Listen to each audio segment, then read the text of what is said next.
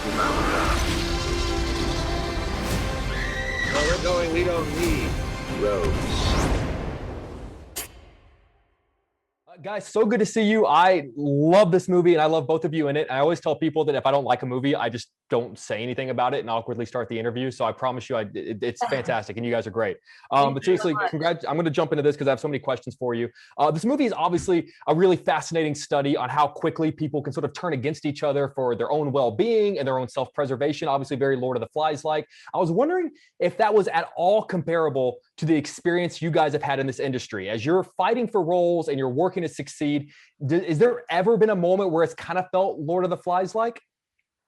I mean, I would hope not. I think that I think that playing into any of that kind of like competitiveness can be dangerous and just kind of detrimental to your well-being and your mental health. I think that I'm just not really like competitive in that way, and I like to think that like everything that's meant to be will be, and everything that's supposed to come to me will come to me, and same for everybody else. And so I think that while yes, this is a very competitive industry, I just like to try and stay clear of that kind of feeling as much as I can. I'm really fascinated with, in the first act of the film, the relationship that the kids have with Colin Farrell's character. And obviously, these kids, they don't know much about the world, and he's kind of their guide. He's the person giving them advice, kind of telling them what they need to know. And I'm sort of curious, who is the person you've worked with in this business, the person who sort of maybe kind of taught you the most about movie making and about the industry and gave you the advice on what you needed to know to survive a film set? For me, it's a whole bunch of people. It's, everybody that you ever work with, you're watching and learning from everybody around you, especially, actors and actresses who are more experienced than you are, and are extremely talented. You want to ask them questions when you can and watch and learn and just pick up on little things that they're doing and try to apply it in your own way and figure out what works, what doesn't, why people are doing certain things. And I couldn't really think of a specific person. But is there a specific person for you, really?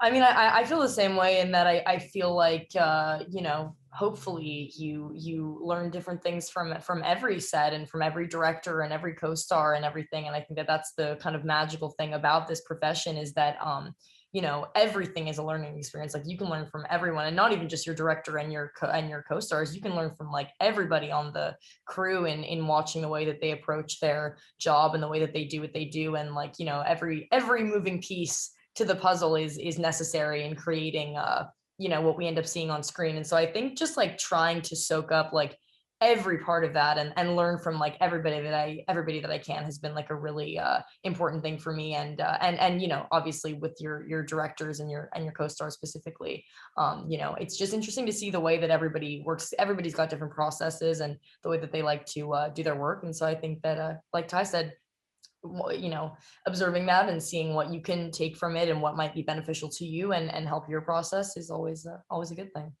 For sure. Well, to give me the wrap, I wanted to squeeze in really quickly. Every time I see a movie about space, honestly, it just leaves me wanting to go up there. Like, I just think that would be the greatest adventure in the world. And it's at 5 years ago, that seemed ridiculous. But now we're hearing reports that like Tom Cruise is going to go to a movie and film in space. I'm just sort of, as actors, when you hear something like that, do you automatically think like, I'm in, like, find me a movie in space? Or is it one of those like, well, like, let's see how it goes first? I'm definitely feeling like, let's see how it goes first. Fair enough. All right, guys, seriously, congratulations on the film. Both of you are absolutely fantastic in it. And hopefully the next time that we're all together, we'll actually be in person. Hope everyone's doing well. Thanks so much. All right, take care. Bye, guys. Bye-bye. Seriously, a pleasure to see you, man. I absolutely really love this movie. So seriously, thank you for taking the time to do this, man. I appreciate it. Thank you. Nice to meet you. I'm really just in awe of your craft as a filmmaker in terms of being able to tell a story that involves both sex and violence within the confines of a PG-13 rating. And I was just sort of curious, was there ever a moment where you were trying to push for the R rating? And if not, what the limitations of a PG-13 did for you creatively as an artist?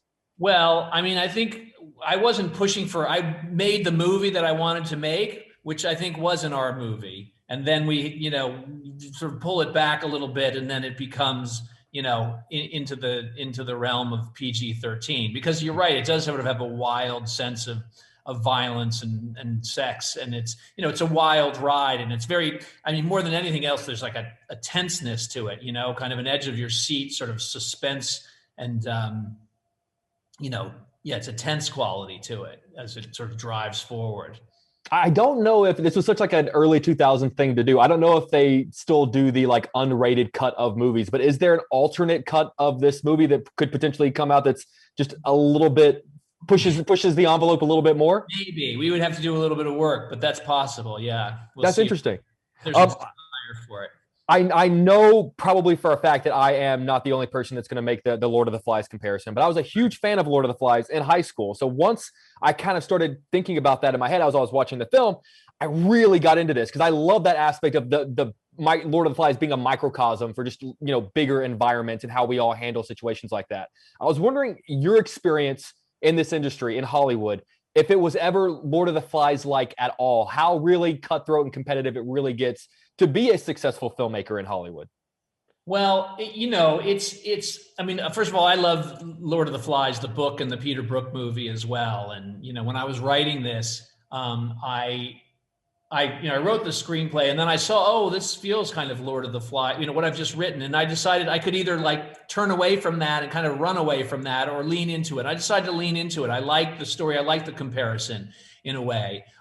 It's different though, because Lord of the Flies is very much kind of a commentary on British society at the time. Those kids are sort of emulating, their fathers in war and hunting and all of that stuff. Whereas these characters in this movie, in Voyagers, they don't have any kind of cultural reference. They don't know anything. So it's much more about who are they as pure humans? Who are they when they've got no cultural baggage? So who are we as humans, at our very core? Are we good, or are we animals, or are we generous and moral, or are we predators? So, and as far as Hollywood goes, I mean, it's competitive to make a movie because there's a lot of people that want to make movies and they cost money, but I've never found it to be like, I've never had anybody do anything sort of cutthroat to me.